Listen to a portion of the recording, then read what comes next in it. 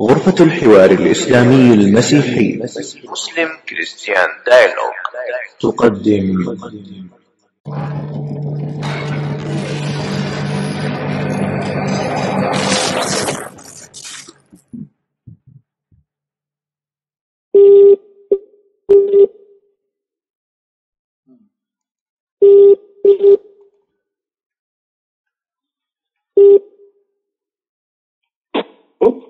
الو، سلام ونعمه. الو، سلام. ايوه. خدمه الطفل كنيسه الايمان. ايوه اتفضل. اهلا وسهلا بيك، معاك ابو مريم من امريكا. اهلا وسهلا بيك، ربي يباركك. اهلا بيك يا ابو مريم، ازي حضرتك؟ ربي يباركك ويبارك تعب محددك. كان بس كنت عايز اسال، عندي استفسار بسيط بالنسبه لموضوع خدمه الطفل كنيسه الايمان. ازاي نقدر نخدم الطفل؟ يعني نخدمه ازاي؟ يعني عن طريق احنا عندنا المناهج اللي بنقدمها اللي موجوده على الصفحه. زي ايه بقى؟ ممكن مثلا ناخد بركه، اعرف زي ايه بالظبط يعني ازاي؟ يعني هل مثلا تعليمه من الكتاب المقدس ولا ازاي بالظبط يعني؟ اه تعليم من الكتاب المقدس، ايوه. طيب هل الكتاب المقدس كله يصلح ان احنا نعلم بيه الاطفال، ولا في بعض لا يصلح للاطفال؟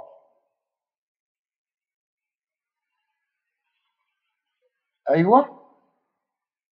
نقدر تعليم الاطفال فحسب سنهم، بنقدم ليهم الحاجات اللي يقدروا يستوعبوها ويفهموها. طيب معلش، معذره، انا اسمي ابو مريم. ما خدناش بركه. عرفت مين معايا يا فندم؟ انا جوزيف. استاذ جوزيف، انا اقصد مثلا على سبيل المثال، انا بتكلم كلام عام. هل يصلح الكتاب كله اللي انا اقرا منه للاطفال، يصلح ولا ما يصلحش؟ انا ما بتكلمش عن مفهوم اللاهوتي، لكن الكتاب لا يصلح. يصلح. يصلح الكتاب كله. طيب. يصلح، ممتاز. طب مثلا على سبيل المثال، يعني الاطفال من السنه كم لكم سنه لو تكرمت يا استاذ جوزيف؟ تقريبا يعني من اول مثلا سن 5 سنين لغايه 14. 14 دول سنه. اطفال. 14. طب هل طفل مراهق، هل انا ممكن اقول له حضرتك على سبيل المثال اقرا له حسقيال 23؟ عندك تعرف حسقيال 23؟ اقراه لحضرتك. هل ده يصلح ان انا اقراه لطفل بدون تفسير او اي شيء؟ المفروض الكتاب المقدس، يعني مثلا على سبيل المثال يا استاذ يوسف، وكان الي كلام الرب يا ابن ادم، كانت امراتان ابنه ام واحده زنتا بمصر في سباهما، هناك دغدغت ثدييهما، وهناك تزغزغت طرائب عذرتهما، واسمها أهل الكبير وأهيلبة أختها، وكانت لي وولدت بنين وبنات، واسمها السامرة أهل وأورشليم أهيلبة، اللابسين الأسمجونية ولاة وشحنة، كلهم شبان وشهوة. تمام حضرتك؟ نكمل بقية الكلام. يعني حضرتك شوف بيقول ايه. ثواني كده، قول ايه حضرتك؟ انا يعني بص حضرتك، احنا بنقدم للاطفال اللي يقدروا يستوعبوه، مش شرط نقدمه كله. وكل الاجزاء اللي حضرتك قريتها دي ليها تفسير وليها يعني الامور اللي نقدر نتعلم منها حاجات. لا، انت مش فاهمنا حضرتك. انا ما بتكلمش على التفسير سعادتك، انا ما بتكلم على التفسير. انا بقول حضرتك، هل الكلام ده يصلح للاطفال؟ الاجابه نعم او لا. يعني اما يقول مثلا وعشقت معشوقيهم الذين لحمهم كلحم الحمير ومنيهم كمني الخيل، هل الكلام ده يصلح للاطفال؟ الكلام ده مش بنقوله للاطفال في السن ده. ليه ما تقولوش للاطفال؟ مش المفروض مش ده كلام الكلام ده للاطفال؟ مش المفروض ده كلام ربنا وعادي؟ ليه ما نقولوش للاطفال؟ بنقوله يعني بص حضرتك، زي ما انت بتكلم مثلا الطفل دلوقتي مثلا ازاي الناس جت في الدنيا مثلا، فمش بنقدر نوصف له مثلا كل التفاصيل بتاعت مثلا ازاي الراجل والست مثلا بيعملوا علاقه حميمه، فالطفل ده بيتكون. بنقدر نقول له المعلومات اللي هو يستوعبها. فهو الكتاب المقدس المعلومات اللي جواه لشخص بالغ، لشخص فاهم. لكن لما نيجي نعلم الطفل بنعلمه على قد مستواه، على قد استيعابه، على قد ادراكه، على قد اللي ينفع يتقال له دلوقتي. فمش معنى ان هو ما ينفعش يتقال للاطفال دلوقتي، مش معنى كده ان هو ما يتقالش خالص. ينفع يتقال، بس يتقال في مرحله معينه، زي المناهج المدرسيه الدراسيه اللي بتتقدم للاطفال او اللي بتتقدم لاي حد. في مناهج بتنفع تقدم لسن ابتدائي، في مناهج بتقدم لسن ثانوي، في مناهج بتقدم لسن جامعه. كل ده اسمه ايه؟ كله علم، كله علوم، كله دراسات، كله مثلا ماس وحساب. احنا بنقدم الحاجه على حسب ما يستوعب الطفل. فهو الكتاب المقدس صالح للتعليم للاطفال طبعا، بس بنقدر نقدم منه الحاجات اللي تفيد الاطفال في حياتها اليوميه دلوقتي.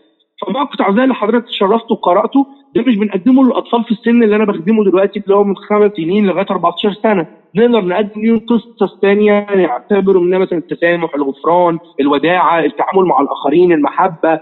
نقدر نعلمهم قصص كتير قوي بتتكلم عن المواضيع دي. فهي دي القصص اللي بنقدر نقدم منها للاطفال. باقي الحاجات اللي حضرتك قريتها ديت بنقدمها لهم في سن يستوعبوا الشرح بتاعها. ادي الفكره اللي بنتكلم فيها. شوف حضرتك، انت قلت كلام طيب جدا وانا بشكرك على، بصراحه انت راجل امين وصادق. يعني انت قلت ايه؟ طبعا احنا ما نقدر نتكلم عن علاقه جنسيه بين الرجل والمراه للاطفال. كلامك صحيح فعلا، كلامك صح. طيب اذا لان الموضوع واضح، الموضوع بيتكلم على علاقه بين الرجل وامراه اللي هي العلاقه الجنسيه، السكشوال انتركورس او انتيمسي. طب لكن انت حضرتك لما تيجي تتكلم مع واحد تاني يقول لك ده رمز، رمز لايه؟ يعني ما اقول يعني كتاب المقدس يقول وفرجت رجليك لكل عاب.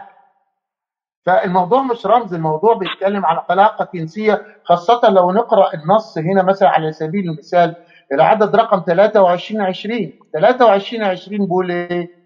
بيقول وعشقت معشوقيهم الذين لحموهم يعني لا مؤاخذه يعني القضيب، يعني في حجم الحمار والمني في حجم الخير. فالكلام واضح بيتكلم على الحجم القضيب وحجم المني. فهذا الكلام لا يصح للاطفال. اذا هنا في كلام في الكتاب المقدس لا يصح للاطفال، ولا انا غلطان حضرتك؟ طب اذا كان لا يصح للاطفال، هل ممكن اقرا الكلام ده مثلا لامي او اختي او بنتي او حتى زوجتي؟ ممكن يا استاذ جوزيف؟ استاذ جوزيف، يا استاذ جوزيف، حضرتك سكت. ايوه مع حضرتك. ايوه مع حضرتك. انا بسال حضرتك هل لا انا بسمعك. انا بسال حضرتك هل انا ممكن اقرا الكلام ده لامي او اختي او بنتي؟ ممكن اقرا لها كده اقول لها وعشقت معشوقهم الذين لحمهم كلحم الحمار ومنيهم كمني الخيل؟ بالمناسبه لو حضرتك بتعرف انجليزي، النص باللغه الانجليزيه بيقول جينيتالز، وكلمه جينيتالز يعني العضو التناسلي. العضو التناسلي في حجم الحمار. الكلام ده لا يصلح مش للاطفال بس، لا يصلح ان اقول لامي او اختي او حتى زوجتي. انا استحي اقول الكلام ده لزوجتي؟ ما استحي. لما يجي الكتاب المقدس يقول، لما يجي يقول لي المصريين غلاظ اللحم، غلاظ اللحم، حضرتك شوف النص باللغه الانجليزيه بيتكلم برضه على الجينيتكس، يعني القضيب بتاعه ضخم يعني.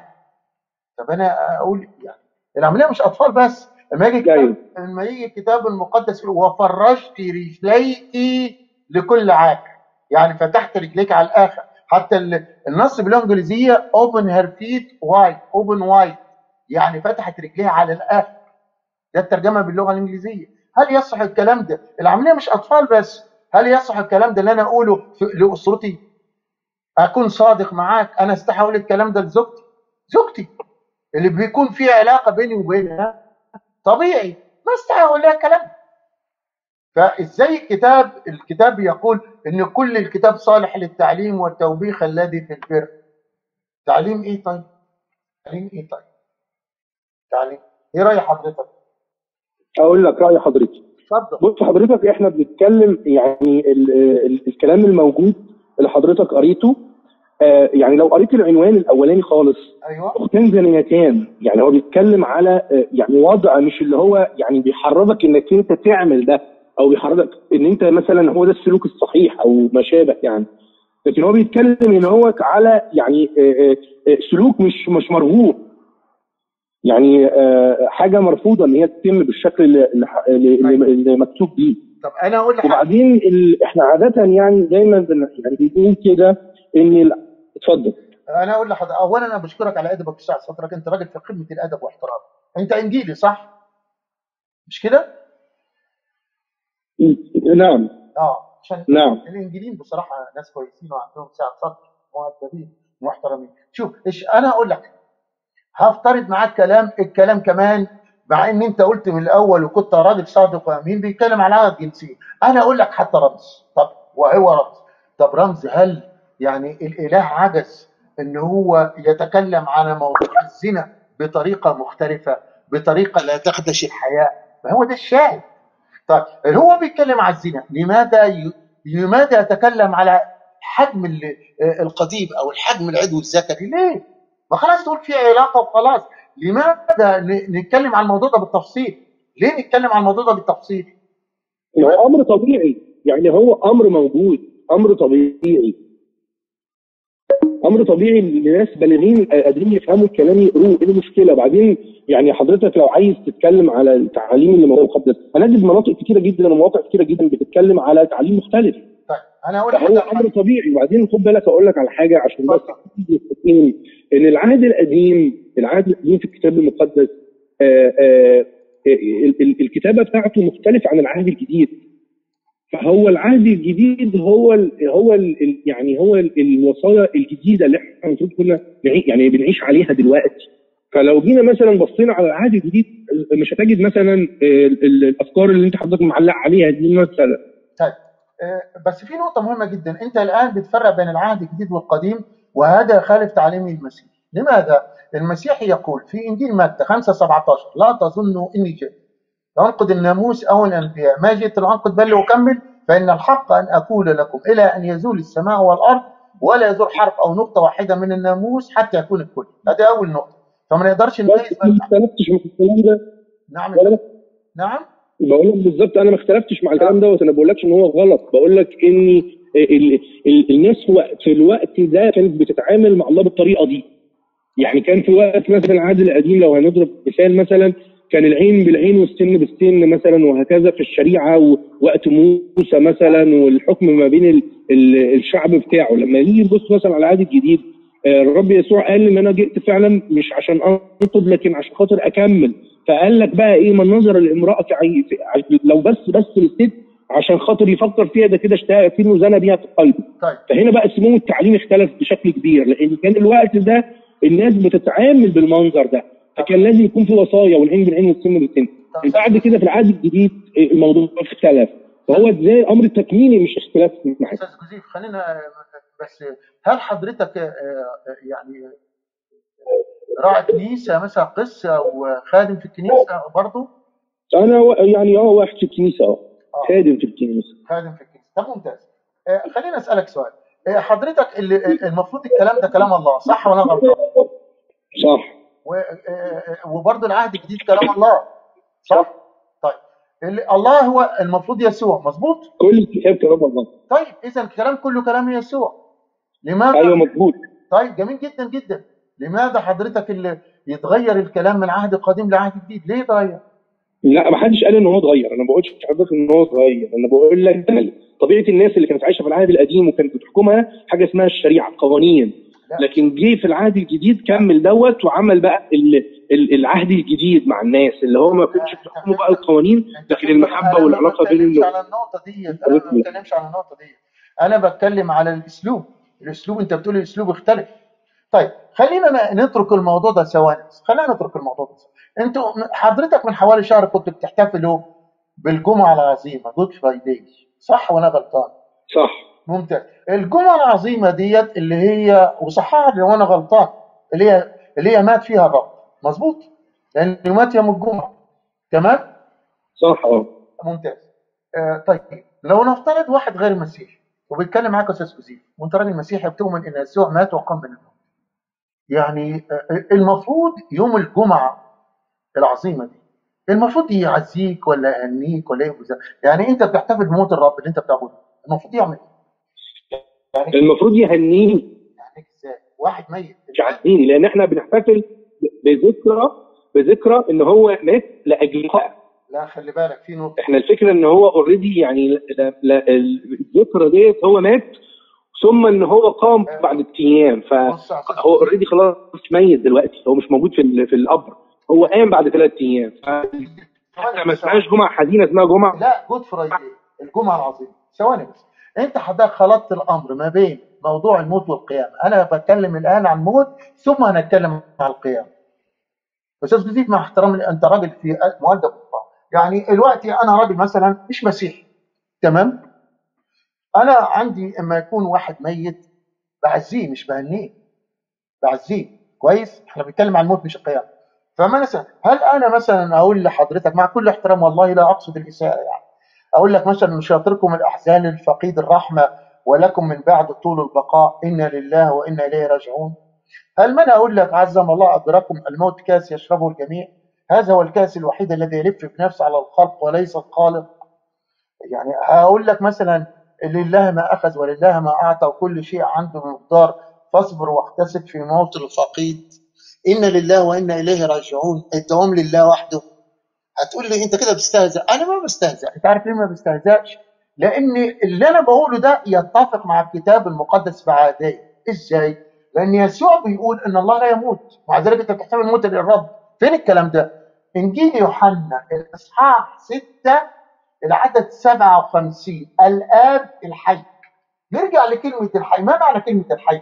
كلمة الحي يعني eternal، يعني everlasting، يعني السرمدي أزلي، يعني لا يموت. هذا كلام مين؟ كلام المسيح شخصيا، ومش كلام المسيح بس. ارجع مثلا لبولس الرسالة الأولى لتيموثاوس 6:16 الذي وحده له عدم الموت.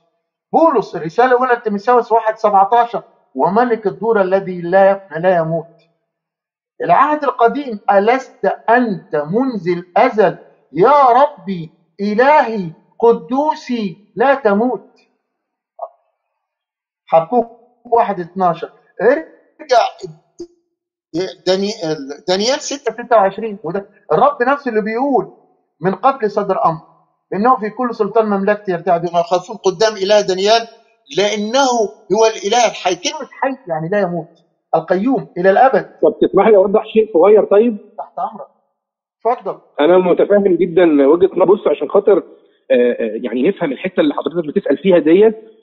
محتاج الله اب، واكيد حضرتك لان واضح ان حضرتك مطلع ودارس، فاكيد حضرتك اتعرضت للفكر ده قبل كده. حضرتك عن قناعتك دي احنا بنؤمن ان الله اب وابن وروح قدس، فهو كل واحد هم الثلاثه اله واحد، جوهر واحد لكن مختلف. كل واحد قام بدور في الفداء اللي دبره للبشريه.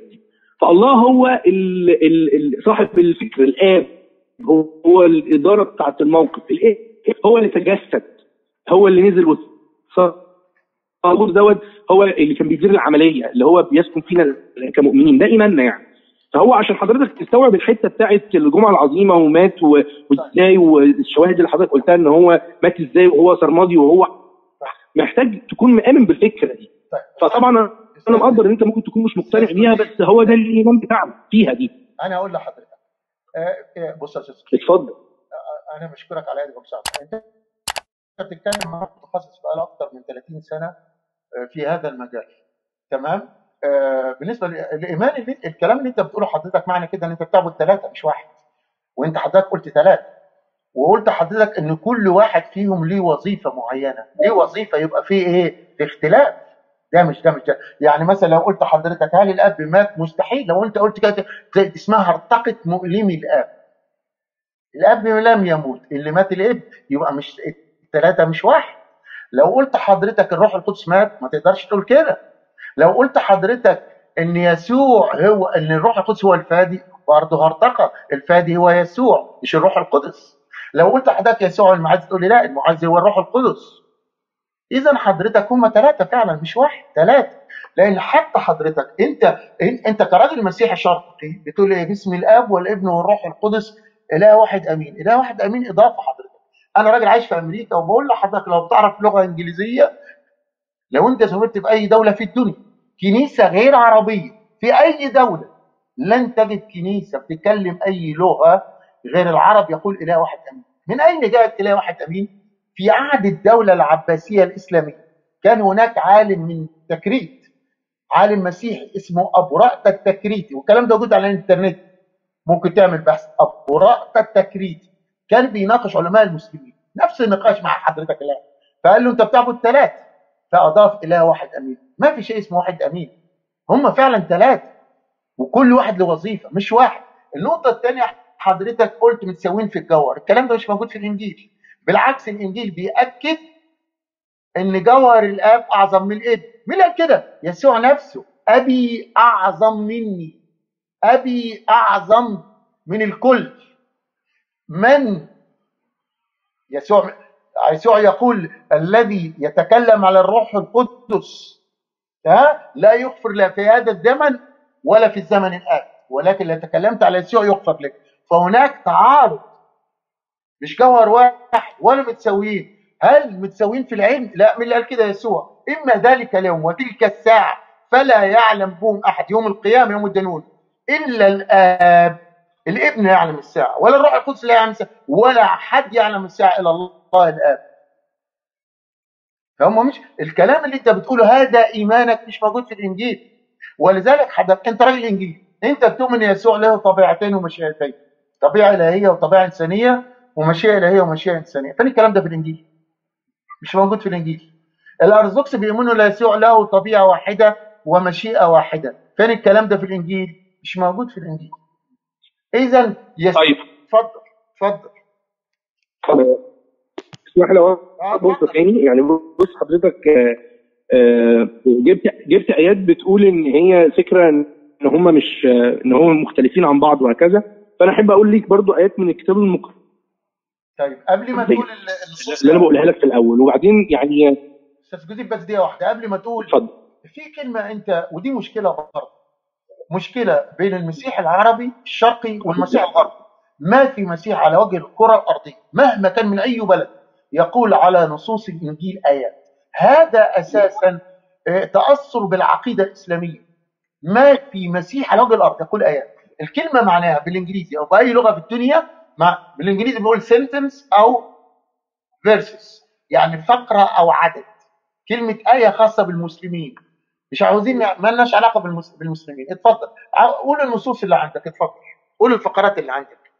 احنا كلنا كمصريين بنقول على الاعداد نعم، بس المصطلح ده بسبب تاثير الاسلام. الايات اللي بتاكد.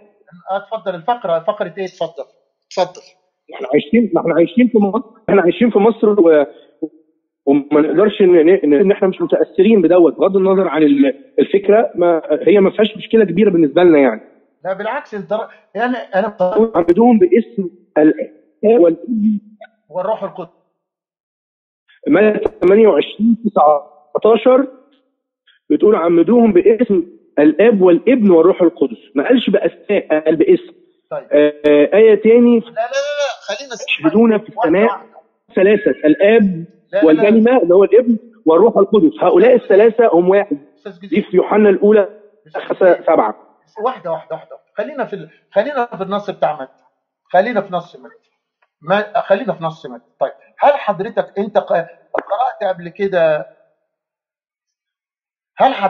قبل كده في علم النقد النصي او سمعت عن شيء اسمه علم النقد النصي يا استاذ جوزيف؟ اتفضل نسمع منك وبعدين اكمل معاك. استاذ جوزيف. لا الحقيقه ما سمعتش. لا. طيب النقد النصي هو علم خاص بعلم المخطوطات، وبيحاول ياتي بنص اقرب ما يكون الى الاصل، ولكن مستحيل الرجوع للاصل. طيب علماء النقد النصي او النقد الكتابي يقولون ان انجيل متى الاصحاح 28 العدد 19 هذا النص اساسا النص مضاف، والدليل على ذلك اجيب لك ده. ايه تفتكر حضرتك ايه النص اللي بعد ده مباشره؟ تفتكر؟ هقول لك ايه النص اللي بعد مباشره. النص اللي بعد مباشره العدد 20 وعلموهم ان يحفظوا جميع ما اوصيتكم به. خلي بالك 19 فاذهبوا وتلمذوا جميع الامم وعمدوهم باسم الاب والابن والروح القدس. استاذ جوزيف، اليس هذه وصيه من وصايا المسيح؟ نعم او لا؟ نعم. طيب المسيح نعم المسيح بعدها مباشره يقول علموهم ان يحفظوا جميع ما اوصيتكم. ممتاز. عند حضرتك الان الانجيل في عندك 27 كتاب. اعطيني تلميذ واحد، حتى بولس عمد بصيغه التثليث. اتفضل اعطيني نص فقط اي واحد منهم، لان ده امر مباشر، وصيه مباشره من يسوع بان التعميد بصيغه اب وابن روح قدس. مين عمد بهذه الصيغه؟ اتفضل. حتى الان في كنايسنا بنعمل ده. لا انت فاهمني غلط، انا ما بقولش كنايسك بتعامل بالصيغه دي، نعم انا بسال حضرتك يسوع قال الكلام ده للتلاميذ، اسمع حضرتك، يسوع بيقول للتلاميذ فتقدم يسوع وكلمهم قائلا، انجيل متى 28 18 كلم التلاميذ دفع علي كل السلطان في السماء وعلى الارض فاذهبوا. اذا هذا امر للتلاميذ للرسل، اوكي، وتلمذوا جميع الامم وعمدوهم باسم الاب والابن والروح القدس، بعدها مباشره وعلموهم ان يحفظوا جميع ما وصيتكم به. اتفضل حضرتك، هذه وصيه من وصايا المسيح، والمسيح يقول ان كنتم تحبونني فاحفظوا وصاياي. من الذي عندك ماشي، ايه المشكله؟ يعني هم عمدوا فيما بعد. مش معنى ان هو ما اتذكرش بالتحديد ان هم عمدوا باسم الاب والابن والروح القدس ان هم ما عملوش الفعل ده بالتحديد. لا اسمع، الناس بيقول عمدوهم باسم الاب والابن والروح القدس. من الذي عمد بهذه الصيغه من التلاميذ؟ ما عندك واحد عمد بهذه الصيغه ابدا. النقطه الثانيه، ده اول شيء. طب معلش بس استاذنك في السؤال، اتفضل. يعني انا بس عايز افهم من حضرتك ايه هو بس غرض المكالمه من الاول. غرض المكالمه كما يقول يسوع، يعني معلش انا اسف، يعني احنا ممكن ما نوصلش الارض المشتركه وده مش اللي انا بسعى ليه، لكن يبدو ان حضرتك بتسعى ليه. فايه المشكله ان انت تظل في وضعك وفي ايمانك وفي فكرك وتتركني في ايماني وفي فكري وفي اعتقاداتي بكل احترام وحب يعني؟ لا بالعكس، انت راجل محترم. انا اقول لك ليه. لان الكتاب المقدس بيقول ايه؟ يسوع بيقول ايه؟ بيقول اكرزوا بالانجيل للخليقه كلها. يسوع بيقول وتعرفون الحق والحق يحرركم. الكتاب المقدس يقول مستعدين دائما لمجاوبه كل من يسالكم عن سبب الرجاء الذي فيكم بوداع خوف. الكتاب بيقول اكرز بالكلمه، اعكف على ذلك في وقت مناسب وغير مناسب. فدي الاستعداد للكرازه ومعرفه الحق. ويسوع يقول ايه؟ وفتشوا الكتب.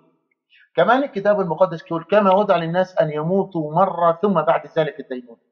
فلازم الواحد يتاكد قبل ما يجي يوم الدينونه، يوم القيامه، يوم الحساب. هو ده الشاهد. اقول لحضرتك مع احترام لحضرتك باختصار شديد، انا بشكرك. يعني الايمان اللي انت بتؤمن بيه وكل الكنائس اللي بتؤمن بيه مش موجود في الكتاب. يعني اديك مثال، انت في سبع نقاط رئيسيه كل طائفه تتفق عليه. سيبك من موضوع طبيعه يسوع، لا، في 7 نقاط الكل بيتفق مع اختلاف الطوائف. ان يسوع هو الله، عباده المسيح، ان يسوع هو الله الظاهر في الجسد، الخطيه الاصليه اساس عقيده التجسد والفداء، ان يسوع الله الابن، ان يسوع الله الكلمه، ان يسوع الله الاقنوم الثاني. انا لو سالت حضرتك 7 نقاط ديت موجوده فين في الانجيل؟ مش موجوده. فين موجوده في الانجيل؟ اين قال يسوع عن الله؟ اين طلب العباده نفسه؟ اين قال عن الله الظاهر في الجسد؟ اين تكلم الخطيه الاصليه اساس عقيده الفداء والصلب؟ اين قال عن الله الابن، عن الله الكلمه، عن الله الاقنوم الثاني؟ هذه المشكله. ولذلك يسوع وباطلا يعبدوني وهم يعلمون تعاليم هي وصايا الناس. انت حضرتك تطرقت لموضوع غير الموضوع. كمان عندك تاريخ الكنيسه ليوسابيوس القيصري، صفحه 100 يقول يسوع قال عمدوهم باسمي. النقطه اللي بعد كده التثليث اساسا كان في الاول 325 كان مجمع نقيا سوى يسوع بن آب. متى كمل التثليث؟ سنة 381 ميلادية، عندما ترد على بدعة مقدونيوس أن الروح القدس مخلوق. النقطة الثانية أن هذا النص المفروض بعد قيامة يسوع. هل تستطيع أن تثبت أن يسوع قام من الموت؟ لأن النص ده بعد القيامة. تقدر تثبت هذا الكلام أن يسوع قام؟ أولا تاريخيا مستحيل إثبات القيامة. هل تقدر تثبت الكلام ده؟ إيمانك كده، نعم إيمانك كده، لكن هل تقدر تثبته؟ ما تقدر تثبته. ما فيش اي شاهد عيان في كده. لا بص حضرتك، بص يا ابو مريم، يعني بص، يعني كل شيء حضرتك سالته ممكن اكون انا مش عارف الاجابه دلوقتي، ممكن ابص عليها. في حاجات من اللي انت قلتها انا عندي ليها ردود، بس ممكن اقولها لك ما تقتنعش زي اللي حكينا فيه من شويه. فانا خلاص يعني بعتذر لحضرتك، مضطر انهي المكالمه. وانا بقدر جدا كل اللي حضرتك قلته، وخلاص ليك ايمانك واعتقادك وانا ليا ايماني واعتقادي اللي مصدق فيه وهظل عليه الى مجيء الرب. وهيجي وقت وكل واحد فينا هيعرف كان ماشي صح ولا كان ماشي غلط. طيب ده بس قبل ما اقفل التليفون حضرتك اذا كنت انت بتعتقد ان انت راجل مش دارس، طب ايه رايك في الدكتور اندريا زكي؟ اعمل كده بحث في الانترنت، اتصال وسام عبد الله على اندريا زكي. دكتور اندريا زكي رئيس الطائفه بتاعتك اتصلت عليه اكتر من 6 مرات، يقول لي ما تتصل بيا تاني، لان بيساله نفس الاسئله دي وما عندوش ردود، لان هي نفس الردود، مفيش فرق يعني. اللي انت بتقوله هو بيقول. شكرا يا استاذ كسيف على ادبك وسعه صدرك. مع الف سلامه. ممكن تكون المشكله في ان حضرتك محتاج، ممكن تكون المشكله ان حضرتك محتاج بس تدي نفسك فرصه ان هو ليه الناس دي كلها بتفكر بنفس التفكير ده. يمكن يكون فيه صح، يمكن يكون. انا مش بقول لك ان هو ده الصح، مع ان انا معتقد ان ده الصح هو اللي انا عايش عليه، بس ممكن يكون حضرتك اللي رافض كل الاراء اللي بتتقال. لا انا هقول لحضرتك كلامك يعني صحيح. ده امر يرجع لك برضه. لا بالعكس، انا متفق مع كلامك، لكن المفروض المرجعيه ايه؟ مش الكتاب المقدس ولا انا غلطان؟ الكتاب المقدس اللي انت بتؤمن أيوة. فيه مش موجود في الكتاب. اعمل بحث عن وسام عبد لا موجود، كل شيء موجود، بس محتاجين يعني نطلع ونبقى عندنا كده خضوع لكلمه الله، ان احنا مصدقين ان هي دي كلمه الله في الاول، فاي شيء هيتقال جواها هنبقى مصدقين ومؤمنين بيه جوانا. وزي ما قلت لحضرتك يعني الحديث ان طال او قصر مش هيغير شيء. فانا بشكرك شكرا جزيلا والرب يبارك.